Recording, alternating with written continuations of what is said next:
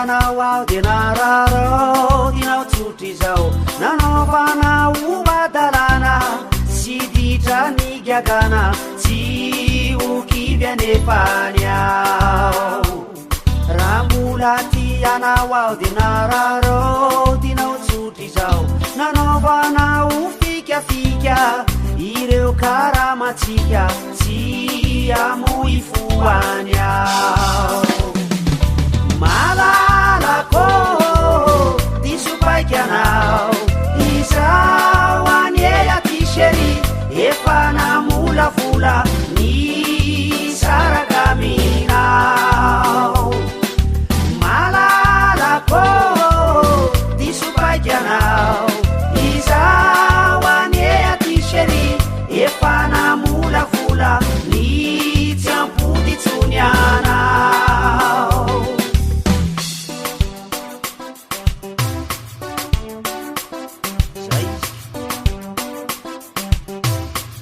zay le tasara ry zao vao hita